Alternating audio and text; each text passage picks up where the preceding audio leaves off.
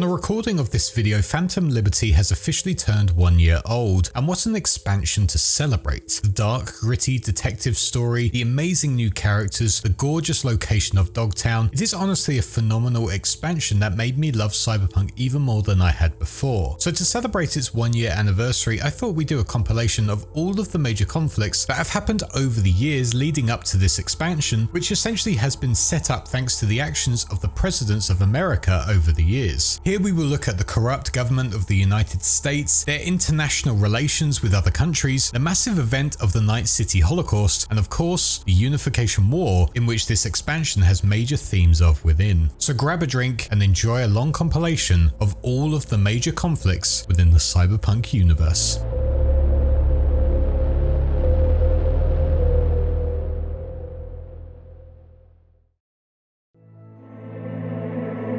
Our story starts in the early 90s, where the world was very different to our living timeline. During 1992, the US found itself within a political war, later named the Quiet War, against their once allies named the European Economic Community. With the euro on the rise, America's involvement within Europe itself was less tolerated, and because of them being shut out, the EEC started to gain world power, making the US second best, with the EEC being able to push international policies over the US's. To really solidify its power, the EEC wanted to make sure the US knew who they were truly dealing with, and with this defied the US's wishes and sent much needed food and aid to all of the Soviet Union states, which infuriated the US, as the Soviet Union were their long-running enemy for years due to their polar opposite political views. With the food being sent to the East, the Soviets accepted the European community as their new allies, and with it accepted the euro-dollar over the US currency. And with this dramatic change in events, NATO collapsed as the Soviets had finally made peace with Western Europe, something that hadn't been possible for 4 decades. After this event and going into 1993, the European community was growing even further, with even a prototype mass driver being taken to the moon on New Year's 1993, showing their strength in a space program as well. The US had to hit back somehow, as Europe was gaining in all factors, especially in their military. Here they would hit them the only way they knew how, the most devastating way possible, through economics. Initially, they would start with stock market fraud to try to disrupt military treaty talks between the Soviets and the Europeans, but eventually things came to a head when the Gang of Four, also known as the FBI, CIA, NSA, and DEA, would get together to form a plan where they would show up the economic power of the EEC. Hacking into the stock markets of Europe and Asia, the Gang of Four would artificially increase the stocks and promote an illusion of American wealth. This worked at first, however the EEC quickly discovered this plan by the Gang of Four and leaked it to the world press. With the world now acknowledging what the US had done, the exchange rate had been fully undermined, and with it, the full system collapsed, leading to what was known as the crash of '94. After this event, the United States were hit with hundreds of instituted embargoes in their trade relations, and with all of this happening, it was only a matter of time before the event known as the collapse. Now with limited trade opportunities and the stocks being worthless, the elderly were hit first, losing all of their pensions and investments, meaning they had no more savings and essentially became homeless or forced to move into relatives' properties. In the end, America had no way to help their finances. They couldn't lend from anyone. There was overwhelming violence on the streets, and millions in the process died. Militaries really tried to help control the violence and bring supplies to those that needed it, but in the end it was useless, and whilst they did save many lives, it was not enough.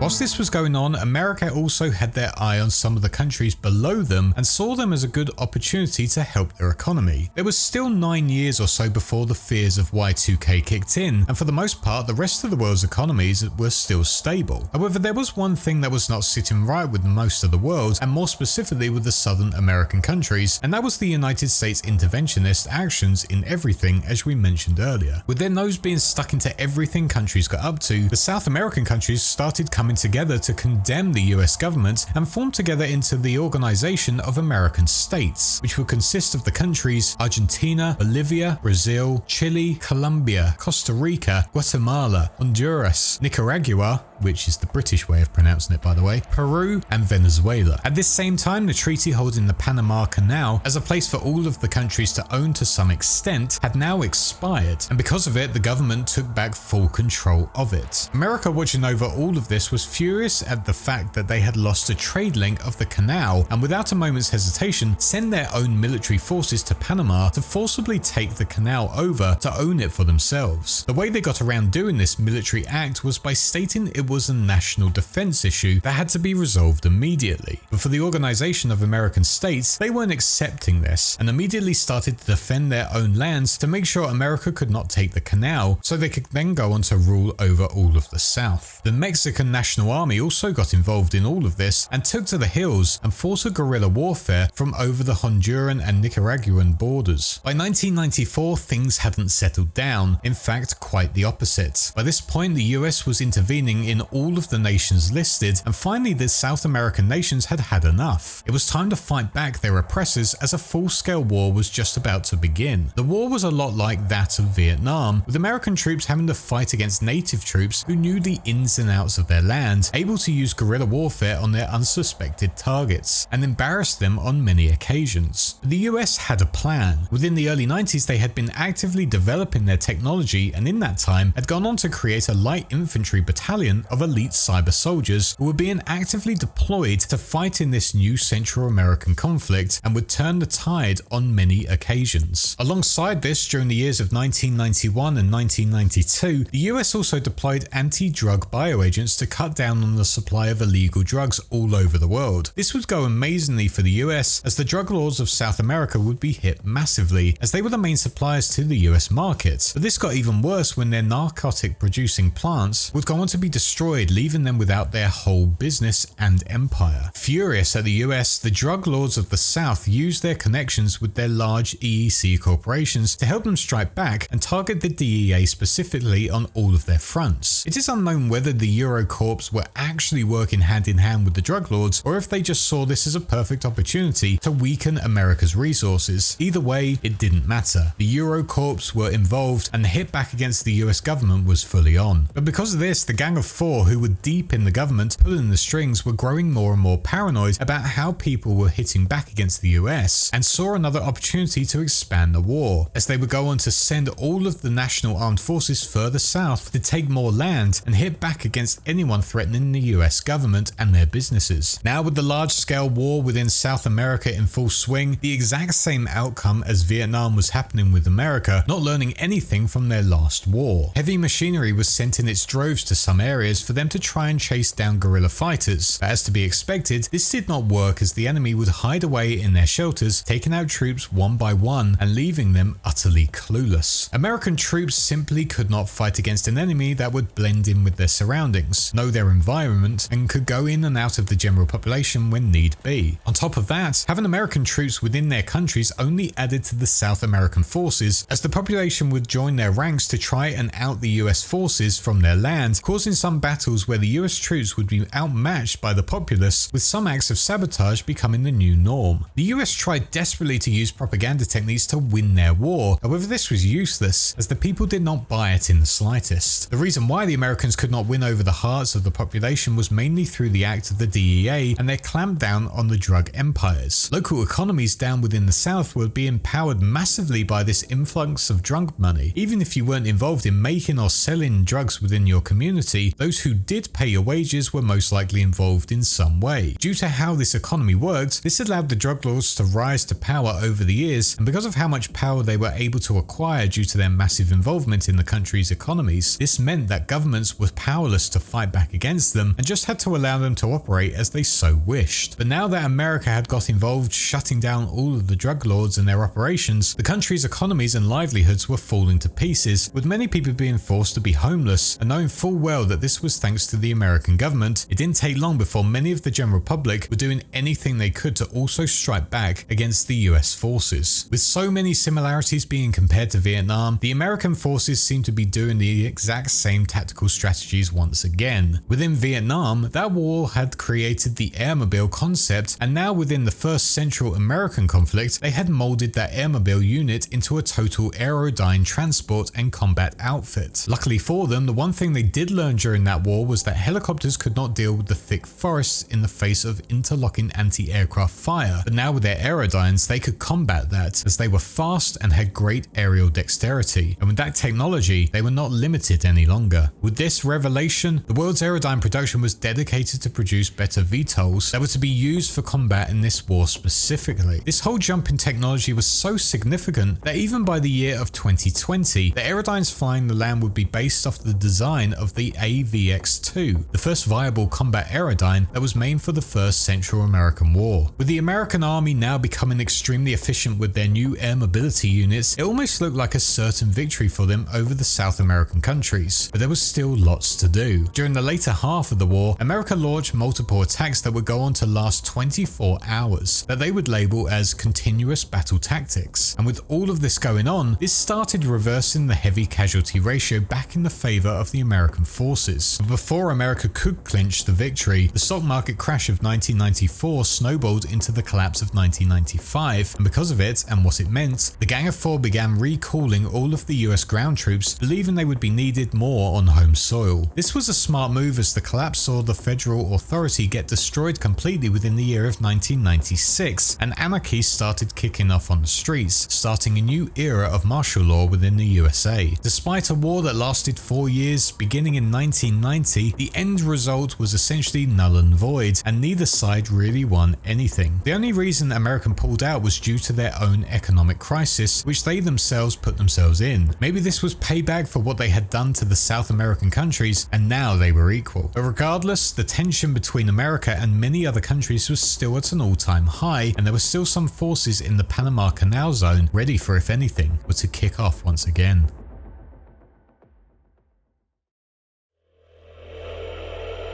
At the start of 1997, things didn't get any easier for the world as a huge war took place within the Middle East between pretty much all of the nations in this region. The war would go on to be named the Mideast Meltdown, but also the Suicide War, as it was a conflict that was primarily nuclear based and saw the absolute destruction of many countries in the region, turning them into just radioactive sludge and glass-like fields, including the Arab Emirates, Chad, Egypt, Iran, Iraq, Israel, Libya, and Syria. The sheer force of all of the thermonuclear weapons hitting the land meant that radioactive fallout spread throughout all of the world, and for years on end would change the environment for the worst. This whole conflict ruined the US even further, destroying all of their military assets within Kuwait and Saudi Arabia, as they encountered a massive intelligence failure, meaning they couldn't pull them out in time. Not only that, but oil prices would skyrocket because of the conflict, as the fossil fuel oil supply was completely cut in half. To make sure the US was protected going forward from this, they would go on to co-opt the entire island of Oahu to ensure the security of Hawaii and the rest of the nation.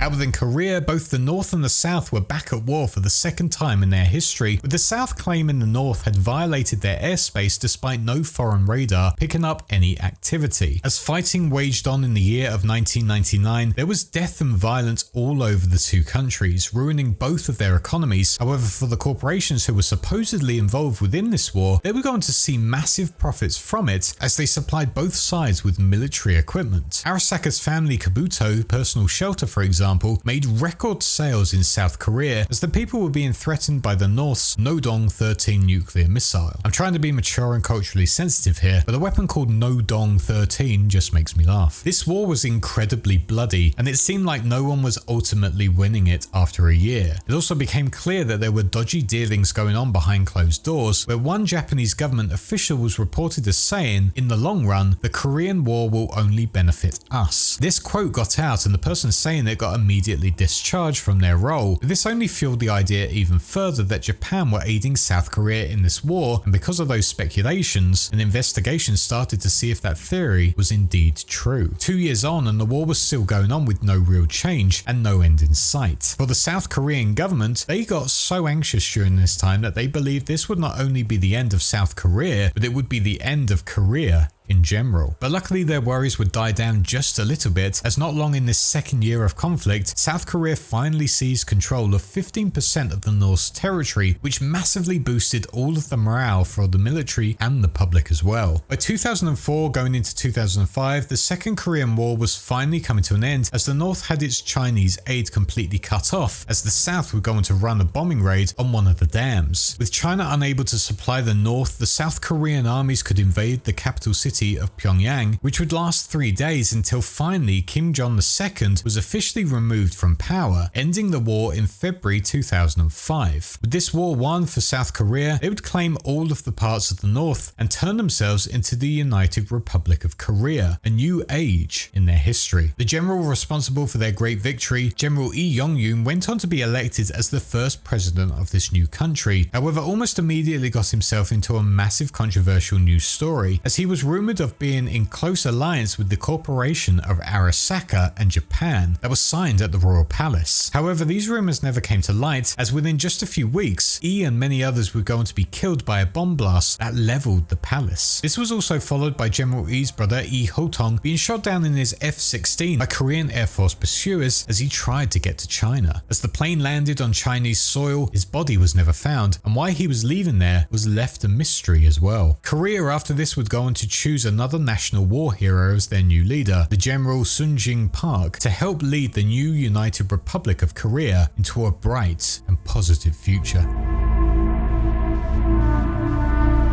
With the euro-dollar thriving out within the rest of the world now, mega corporations had essentially started to run it and would seek out more and more land and properties to grow their profits. The year was now 2004, and within this year, one company named Trans World Airlines, TWA, was failing as a business and needed dramatic help. One company at the time named Electronic Business Machines attempted to buy out the failing company and met with the CEO of it. The deal, however, did not suffice and would fall through. With this, another company named Orbital Air took this opportunity to take TWA for themselves, desperate for the TWA's air traffic facilities, and with this were going to immediately block IBM's buyout attempt. This was quickly realized by TWA, who decided to hit them back with some of the same tactics, this time a bit harsher. IBM were going to hire terrorists to go on to kidnap Orbital Air's business negotiation team, who were traveling to meet with TWA. But during their task, the terrorists would fail, and immediately it became clear to Orbital Air that IBM was responsible for hiring them to ruin their business plans. It didn't take long for Orbital Air to step up their game once again, and after this attempted attack on their negotiation team, Orbital Air recruited a technology company known as Zetatech to help them in their conflict against IBM. Immediately, Zetatech started a large-scale net attack against IBM using their finest hackers, but unfortunately for this relatively small technology company at the time, their attack was repelled by IBM, and with their resistance forced Zetatech out of the war completely. Now with the nuisance that was Zetatech out of the way, it was finally time for IBM to start their own attacks on Orbital Air's facilities using physical attacks and technological ones as well. Here both sides would take to using corporate solos as well as proxy soldiers from the third world to conduct these attacks, as well as using acts of terrorism, net attacks and forms of piracy. Two major battles happened during this, the first being within an IBM space station which was raided by the Orbital Air Commandos successfully, but this attack brought to the attention the European Space Agency, who denounced both companies and demanded the two not fight each other within low Earth orbit. The second major battle was the one that finally ended the war between the two, which took place in the year of 2006. This saw the Orbital Air Commandos doing another successful attack on IBM, but this time on their compound, which housed their CEO Ulf Grunwalder. With his capture, IBM were forced to surrender to Orbital Air, and with it the war was officially over. This set a precedent for the whole world and sent a message to the other corporations. This war showed that military-style warfare against other corporations was indeed a viable business practice. Whilst both companies lost hundreds of millions of $, in the end, the winning party profited from it more than they could have hoped. Thanks to this series of events within the years of 2004 to 2006, this was just the start of corporations fighting for profits. This would now become the era of corporate warfare.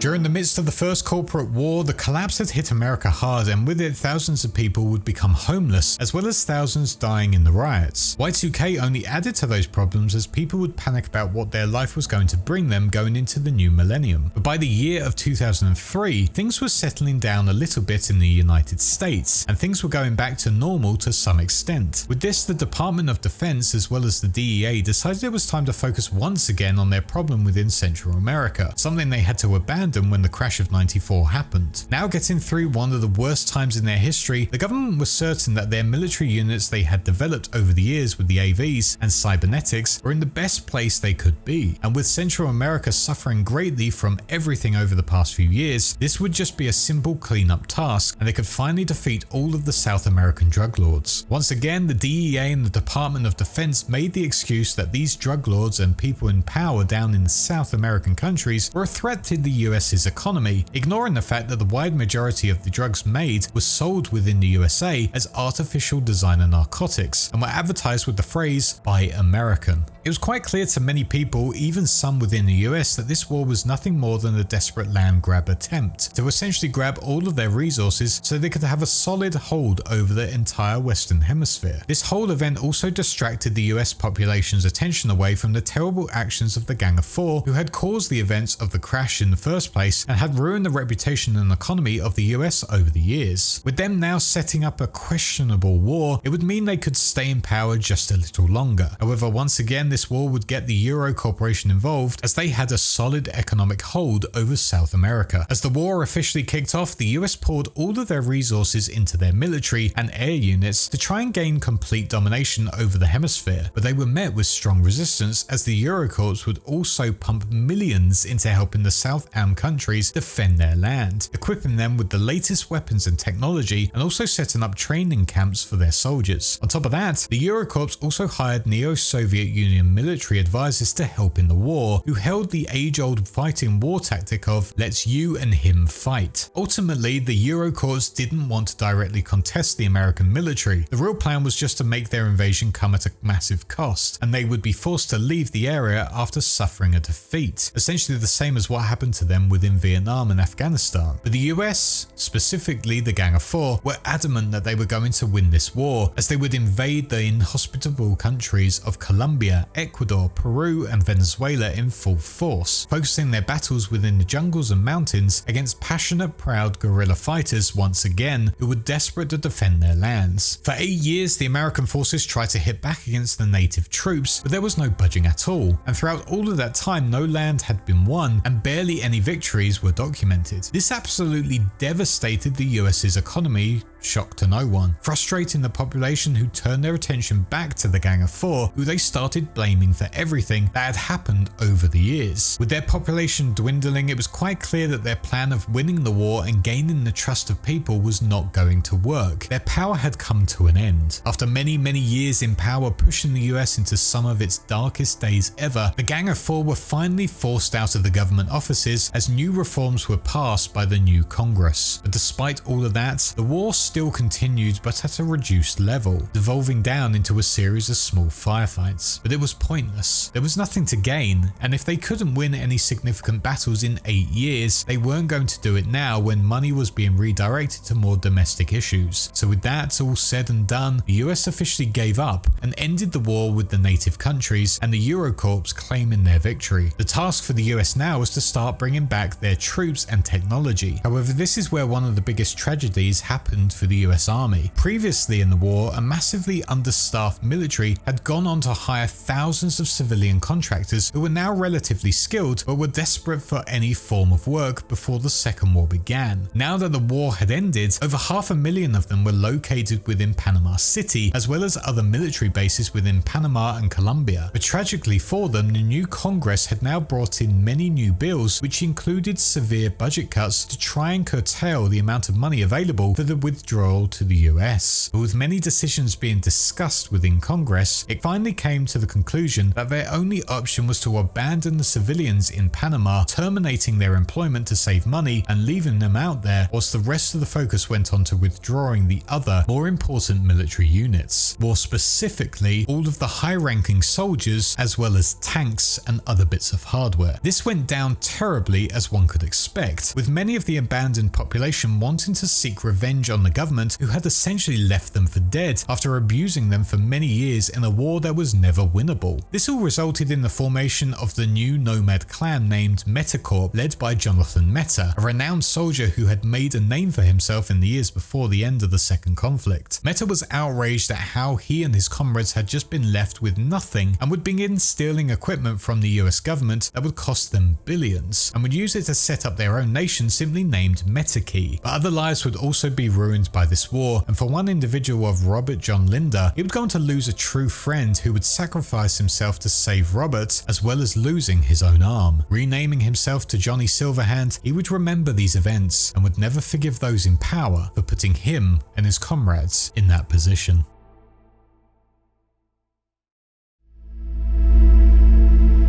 The year was now 2008 and the world had just got over the events of the corporate war between the EBM and Orbital Air. But during the final years of that war, another company had laid the foundation for what would be known as the Second Corporate War. In 2006, the company known as SovOil out within Eastern Europe had started producing a new fuel source that was to power vehicles. Chu-2 was an alcohol-based fuel which was originally produced by Biotechnica. Together with this new fuel, Petrochem offered SovOil updated technology to help them drill, pump and create other fuels from the unused oil reserves out within Siberia. But with this offer came a catch. It would see Petrochem gain partial drilling rights if they were to accept this new technology. The deal seemed to be going ahead as planned with no real problems to be seen. However, just before the papers were to be signed, the engineers from SovOil announced that they had just developed new drilling technology that was equal to what Petrochem was offering, if not better, meaning the deal was now pointless. SovOil immediately cancelled the deal and suddenly a rift formed between the two companies, but as they both had their own territories, nothing happened. Yet. A year passed and both SovOil and Petrochem looked outward to expand their empires. Both looked at the South China Sea and started to move into that area. The rift the two had formed got even more hostile during this as they both sought this land, and eventually that tension turned to aggression, and by April 2008, the Second Corporate War had officially begun. The starting point of the war was when the offshore platform owned by Petrochem named the Sabino Bravo exploded. Not knowing why, Petrochem immediately accused SovOil of using explosives on it to remove it from the land. This kicked off a series of events which involved public verbal battles between diplomats who represented each corporation. After these hostile communications broke down, Petrochem were the first to attack using their military divers to plant explosives on a SovOil platform to get their equal revenge for what SovOil had supposedly done to them. The military divers were successful and the platform was destroyed, kickstarting full-scale warfare. Oil facilities were obviously the main target for both of them, as this was their lifeline, and with these being the targets, both sides would see huge losses in just a matter of weeks, with both losing around 75% of their oil facilities. After a year of intense fighting, Petrochem got what would be a crucial win for them in their battle when they captured the Spratly Island chain and assassinated the CEO and founder of SovOil, Anatoly Novikovo, utilizing military planes from the government of Malaysia. To many, this would look like an easy victory for Petrochem as they had essentially removed the head of SovOil. But despite everything, SovOil regrouped and used this loss to really hit them back, and eventually were able to overpower Petrochem, endlessly repelling every attack Petrochem threw at them. With so many failed attacks, Petrochem was seriously weakened by October of 2009, and with it, SovOil were able to take de facto control of the South China Sea. The war was officially over and Petrochem had suffered a great defeat, forcing them out of the area. But to add to their humiliation, it was also discovered after the war ended in 2010 that the initial explosion that triggered the events of this war in the first place was not done by SovOil at all. In fact, it was just a rogue accident and no one was really at fault. Like with the first corporate war, the second one between these two huge oil companies really sent shockwaves all over the world. No one had ever really seen a conflict like it between the two corporate militaries. The amount of influence the companies could muster from the Pacific Rim countries was pretty scary, showing just how powerful they really were. And on top of that, both companies, especially SovOil, were able to place their own governments within some countries and then ignore the demands of nation states and only focus on their self-interests. that. The worst part of this war was all thanks to what they targeted in the first place, the oil refineries. With most of them destroyed, this meant the southern part of the Pacific Rim was massively polluted, with conditions being described as all but uninhabitable by the year of 2020, forcing many to have to flee the area. Once again, two corporations had devastated part of the world and used militaries many had never seen before. But although this was the worst war so far, this was not the end, and in fact only highlighted to corporations once again that war was extremely profitable to the victors.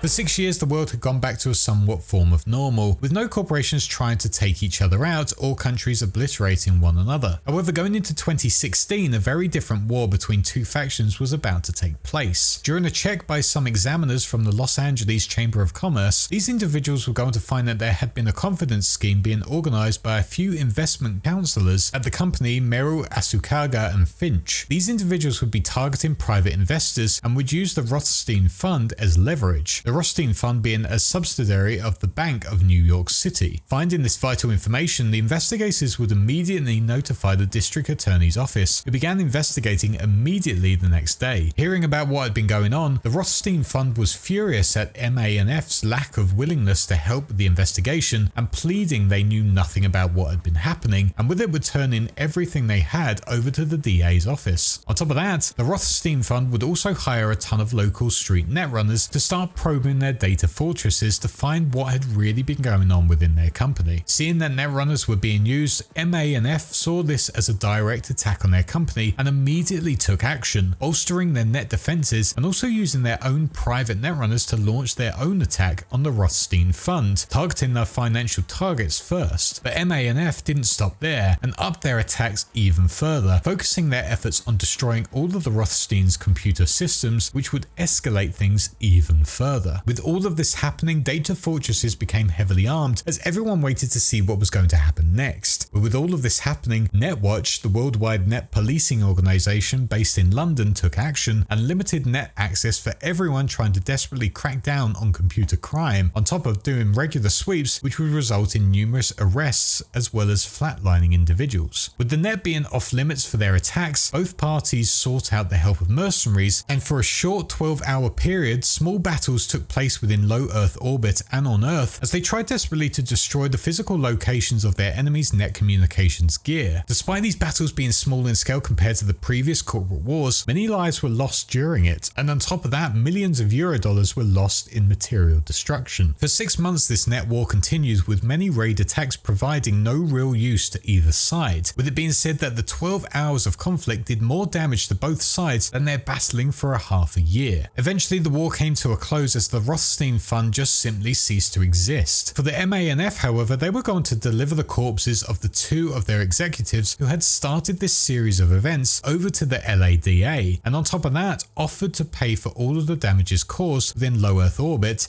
as well as on Earth. Whilst not the most dramatic of wars, this one certainly was unlike anything else, mainly using the net to conduct all of the battles. To many, it was a shock how long this war lasted, considering how it all began, and many were confused by the means of warfare, believing the net being the main weapon to be very confusing. This war might not have seemed significant, but actually it was arguably the most important one, as for many people, they saw this as a new form of warfare, using the net to do all of their battles. Others stated that militaries would still be used, and in fact this changed absolutely nothing. But their questioning of the future of warfare did not have to wait long, because not long after the Third Corporate War, a new one was to begin again. But this one was the most devastating one anyone had ever witnessed, especially for the people of Night City.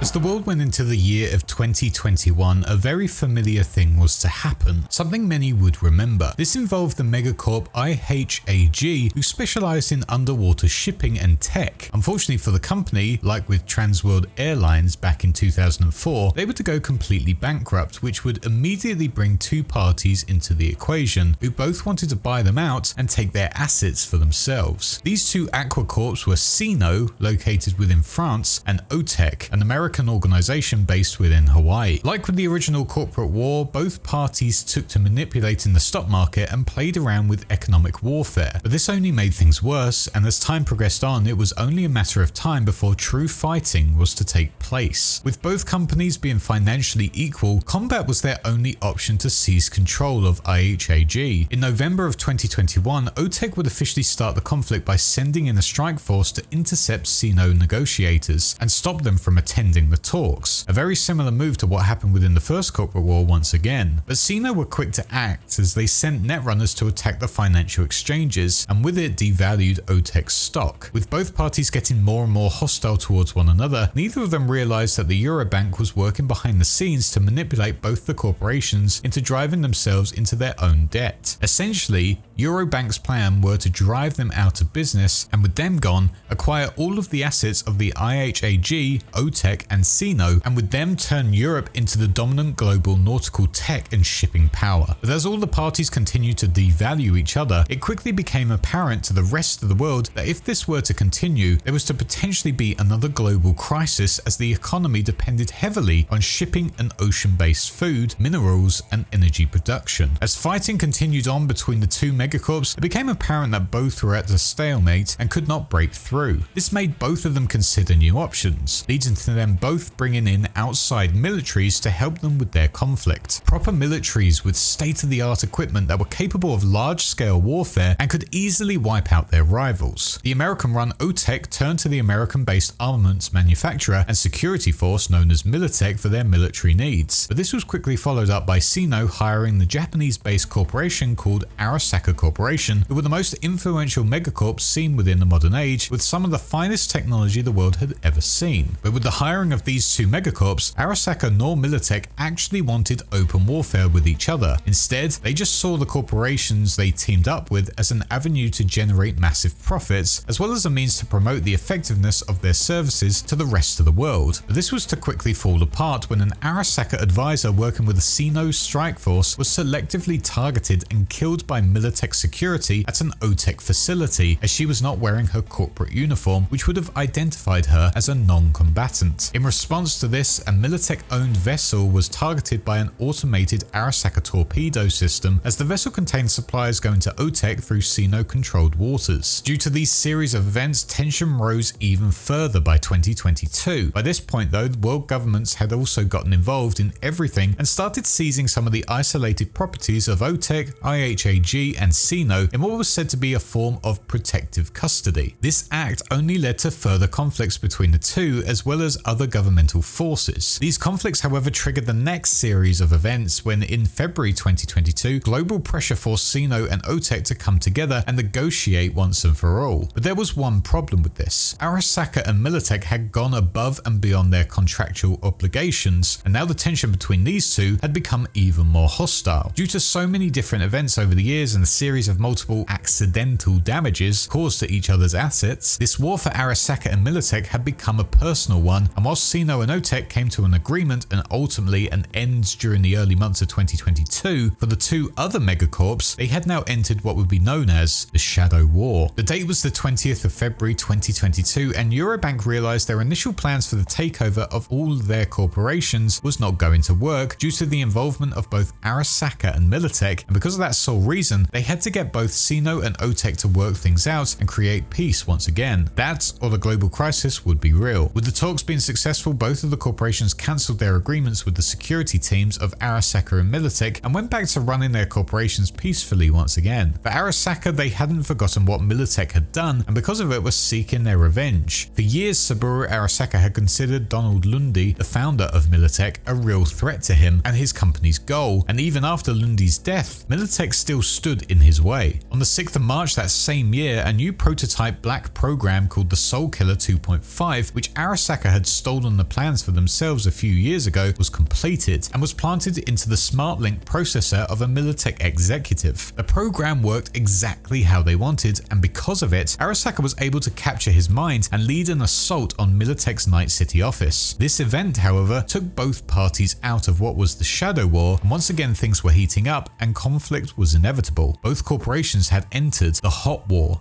in May 2022. The date was now the 9th of June and Arasaka's forces went on to attack a Militech factory within Virginia, but at the same time Militech-backed mercenaries would go on to infiltrate an Arasaka factory within Yokohama and slaughtered all of the employees that worked there. This was just the start, and by mid-July of that same year, this became a regular thing on a daily basis, with it not just happening on Earth, but within orbit as well, which caused huge travel delays and ruined many businesses in the process. On top of that, the net was also having major problems with numbers and data getting changed regularly at completely random times, which would only add to the world's problems, beginning the event known as the data crash. With space raids being a regular occurrence leading to chaos within the travel industry, Arasaka would go on to seize a Militech office within Los Angeles. To hit back at this, Militech would go on to stage a riot outside of Arasaka's Paris offices. Using this riot as a distraction, a few would enter the building's HVAC system and pumped it full of a short-lived aerosol toxin, which would be so deadly that it went on to kill everyone inside. The war then moved on to Chicago, a rebuilding city that had previously been hit by a devastating bioplague in 2012, killing around 200,000 of its citizens and making most of it uninhabitable. Moving into the city, aerial and orbital strikes took place as the two corps fought it out. For the people of Chicago, however, they were eventually saved by the nomads from the Meta and Folk nations, who were contracted to help rebuild the city. Using covert teams, they would go on to demolish both the Arasaka and Militech offices, forcing them out of the city once and for all. But Chicago wasn't the only city that was devastated by their presence. Out within Busan at the same time, Militech would go on to release a similar bioplague that would go on to kill thousands within the city walls and force the Korean government to evacuate everyone and go into quarantine. Both these corporations were devastating everywhere they touched, and it seemed like nothing was going to slow them down at all. In September 2022, Hong Kong was the next city to become witness to both of them as Militech and Arasaka forces turned it into a major battleground. Those who were lucky to escape before the battle kicked off became desperate refugees seeking a safe place from the devastating conflict. In Brazil, Militech would go on to turn the great city of Rio de Janeiro into rubble as they desperately tried to destroy Arasaka's operations within the city, causing once again more people to flee their homes and even the country. On top of all of that though, the net was also being used for warfare, and during this same time, 6 Militech research scientists died whilst plugged into it, leading to higher-ups within Militech to believe that it was down to Arasaka's main weapon that started this hot war that they called the Soul Killer.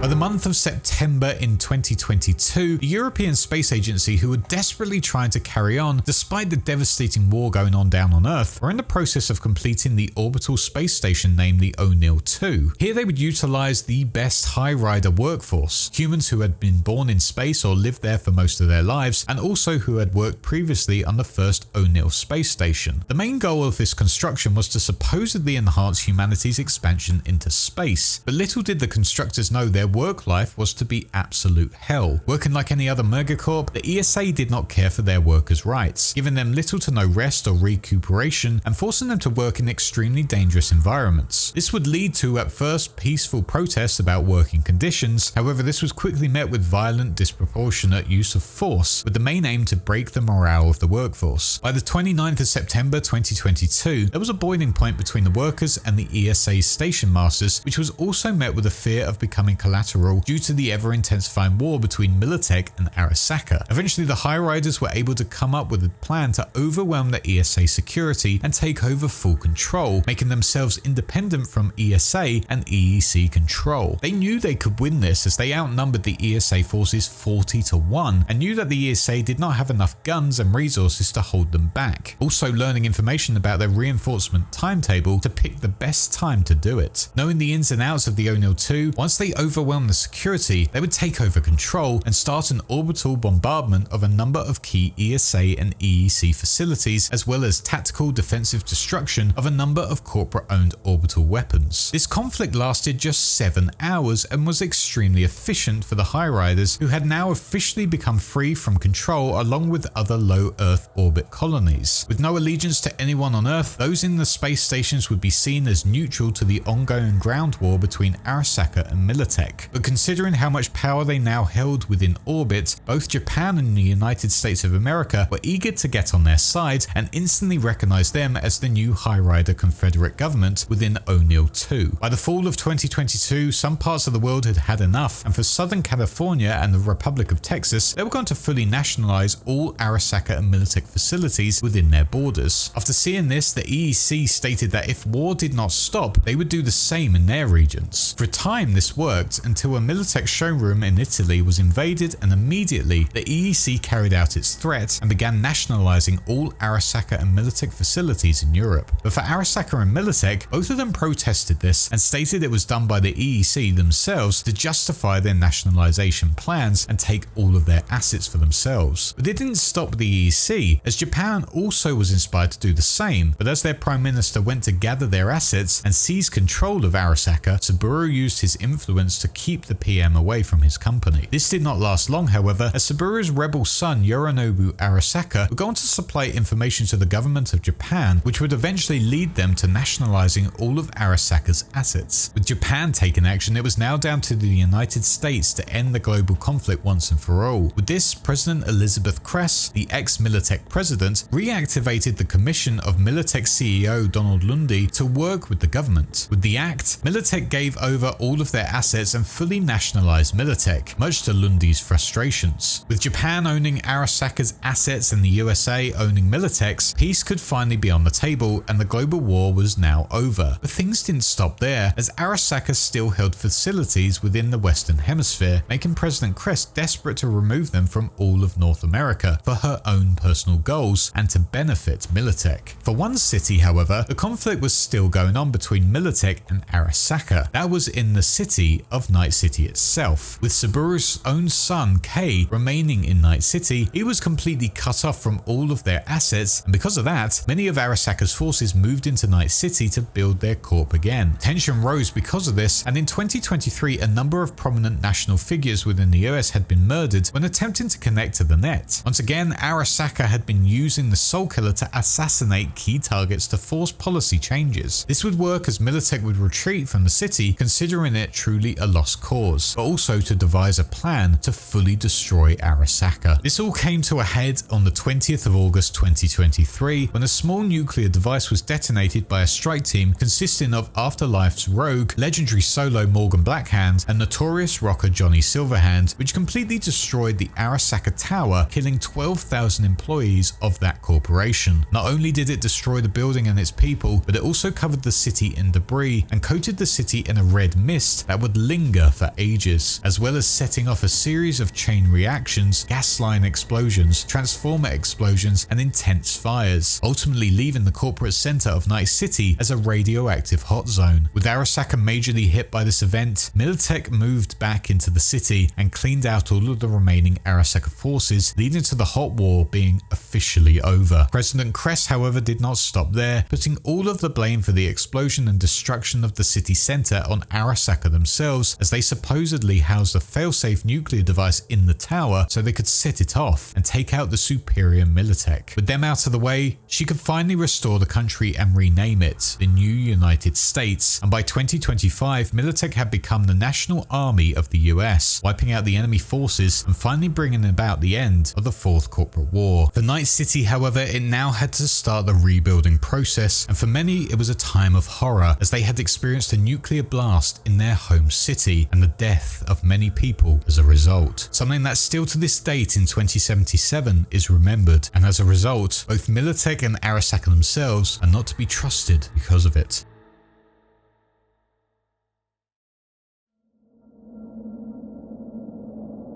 All of the wars and political ventures happening over the many years had caused a major rift between the US people and their government, with many believing they weren't being listened to and their states were not benefiting from anything being put forward. Because of the poor economy and international affairs, some states started to break off from the United States government and became known as the Free States of America. This all actually started before the Fourth Corporate War, but it became more apparent to the government after it had ended. The first to do so was North California, which was then followed by the South at a later date. The next to follow suit was Texas, Oregon, Washington, and finally North and South Dakota. Splitting from the federal government, these states would go on to label themselves as the Free States and would go on to set their own laws, trade agreements, and most importantly, no longer send their taxes to the government. By the year of around 2022 and 2023, when the corporate war came to an end, the United States was officially not a superpower any longer under the leadership of their firm, brutal president who was once the ex-president of Militech, President Elizabeth Kress. During this time, local elections were still going on, however national elections would not be a thing as the Free States did not want to get involved in that specific type of politics. It would only be in later years where a treaty would be signed between the Free States and the Washington DC government where national elections would become a thing again. Eventually, the new United States operated similarly to the United States of the late 19th century, where the government was based within Washington DC and controlled the civilized East Coast and governed in the Bosch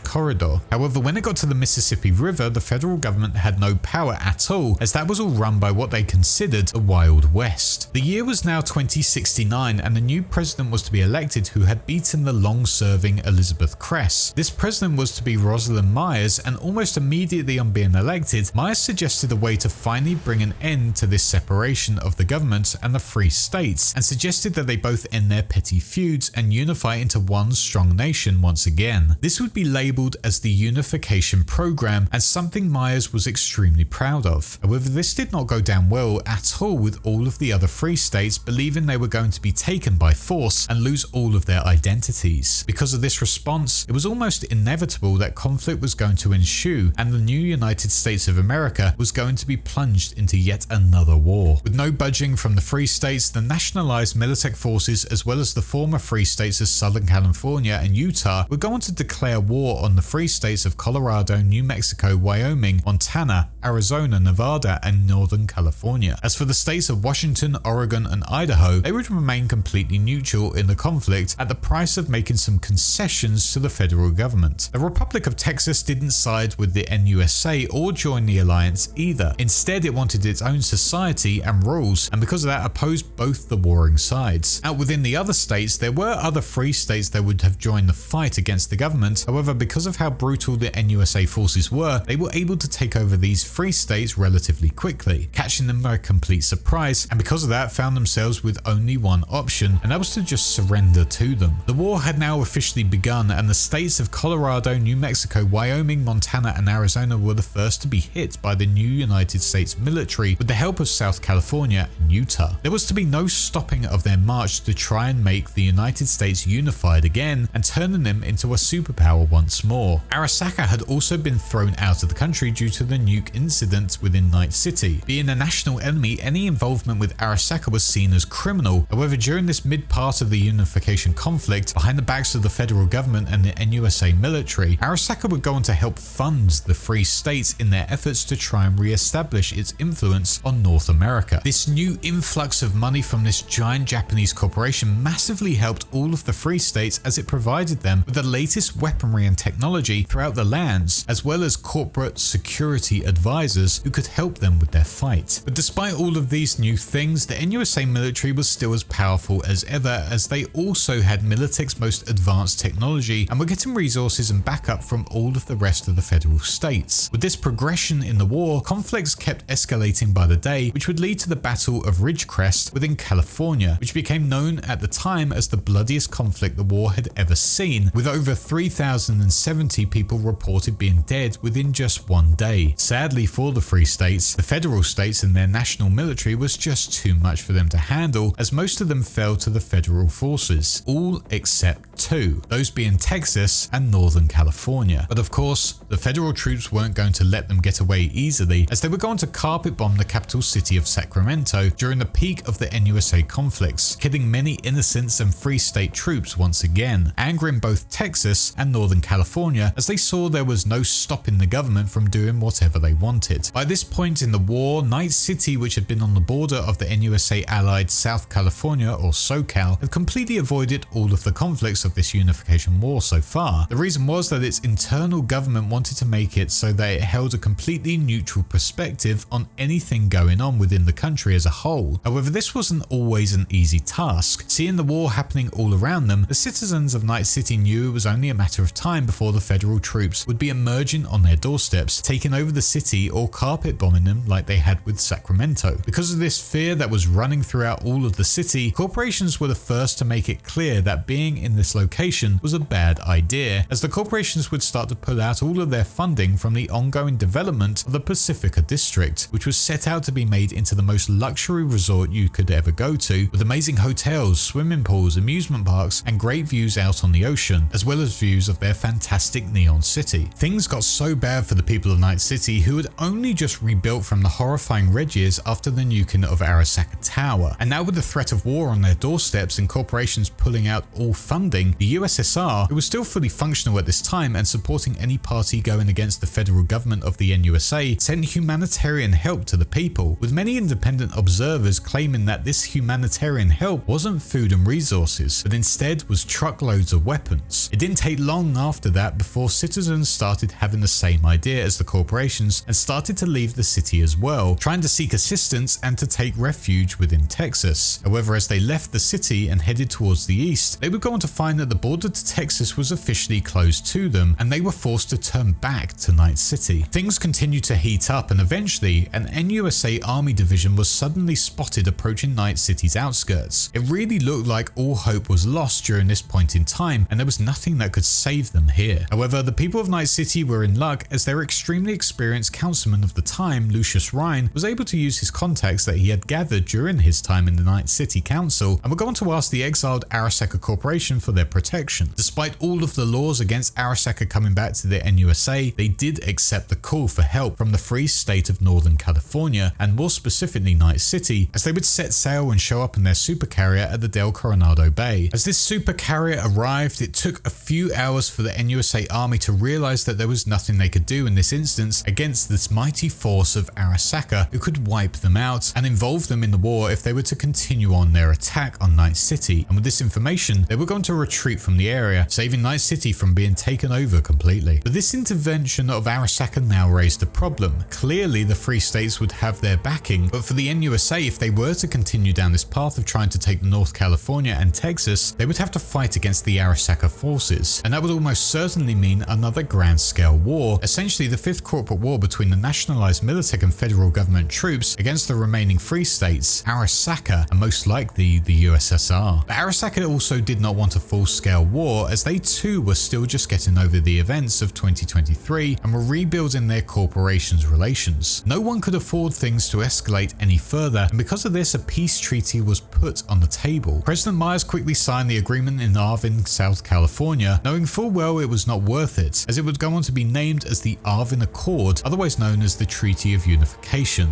And with that all signed, the war was now over, despite tensions being at an all-time high. With this treaty, the Free States were guaranteed to remain autonomous. However, with that said, they had to cooperate with the new United States, helping out and participating within the federal government, as well as laying down all arms against the federal troops. Night City, however, was the one exception, as it was able to completely keep all of its freedoms, as it would go on to break away from the laws and governance of its state of North California, as well as all the rules and governance of the NUSA as well. Night City was officially labeled as its own unique international free city. On top of that, Texas also did not participate in the Treaty of Unification, as it would still to this day be a hostile state for the NUSA, who opposed everything from the rest of America did. For one group of NUSA Militech soldiers, however, this Arvin Accord went against everything they stood for. They had put their lives on the line to take this city and put the NUSA flag on it, and they had also been fighting within the combat zone when this treaty came about. This group was led by Colonel Kurt Hansen, and now with the war over, Kurt was furious, believing Myers had fully betrayed him. Militech higher-ups ordered Kurt and his loyal troopers to immediately withdraw from the captured Pacifica region and take with them all of their resources and assets. But Kurt was absolutely furious with this order and immediately turned his back on his higher-ups, ordering his own troops to drop their NUSA colors and set up their own private paradise within the Pacifica area they had captured, going on to build up security borders on the already built up wall around it to make sure they were protected from any invading forces looking to arrest them for high treason. Kurt Hansen's loyal troops would go on to paint their armor and weapons, helping them stand out as their own unique faction away from their once Militech brand, and name themselves as the Barghast, after the famous mythical dog who would incite fear on anyone that witnessed it. Using using its image as their logo that would fly on their flags and would be painted on their strongholds, and with that image everywhere within the area, this region would become known to all as Dogtown. Not only was it ex-Militech soldiers, but it was also filled with new mercenaries, street punks, and other NUSA veterans who wanted to be a part of this new lawless land. But there was one faction who benefited the most from this whole war and the treaty, and that was the corporation of Arasaka. For years they had been trying to get back into the North American market, and now with this treaty signed for peace due to their involvement at the end, their ban had now been fully lifted as the corporation started making tracks in North America once again. With all of that said, none, apart from Arasaka and maybe Night City, seemed overly happy with this treaty and what it offered their states and ambitions. However, most still agreed they'd rather take this hardship than once again be plunged into another world war with corporate militaries fighting each other. Walking away from the treaty talks with it all settled, all of the free states, corporations and militaries claimed that they had in fact won the war despite it ending in what was ultimately a stalemate. The free states were adamant that they had fought back for their freedom, and because of their ultimate bravery, they had acquired just that. Whereas the NUSA stated they were one step closer at achieving their ultimate goal of bringing back everyone into a fully unified nation. And it wasn't long before they were going to be that superpower they were once back in the day. For Night City, despite being a fully independent international city free from the rule of the American government, their new issue was the fact that corporations were flooding into their city borders, asserting control within the areas. This massively affected the way the city was run, with corporations pumping millions if not billions into the way the city ran its politics, its architecture as well as the way people lived. Whilst this influence was worrying for many of the public that lived there, the city did get a massive influx of funding pumped into it to help it rebuild and grow, as the metropolis would be heavily revitalized to make it stand out as an attractive place to be within the West Coast. This was all evident within the same year as the treaty being signed, as the newly elected mayor, Lucius Rhine, as well as the city council, allowed Arasaka to build their brand new American headquarters within the corporate plaza on the site that it once stood back in 2023 before it had been blown up by Militech and their operation within the Fourth Corporate War. But now that North America had gone back to a sort of normality, with peace running throughout all of the lands, a huge concrete border wall stood between the border of the North and South California states, which was built by the NUSA government to make sure everyone knew their place. For Night City, the NUSA still regarded them as part of the Northern California state, and because of that, the border of the state was extended through the Badlands south of the Neon City. With that, the final big war had come to an end, and as of 2077, the NUSA is at peace. However, corporations are always trying to one-up each other, and tensions between nations are always on a knife's edge, that another war could kick off at any point. And in fact, a leading AI analytics would predict that there was a 74% chance another hot war would occur between the NUSA and the remaining free states in the year of 2080. So until that point, enjoy life wherever you live within America and the rest of the world. For now, these have been the major conflicts from the Cyberpunk timeline.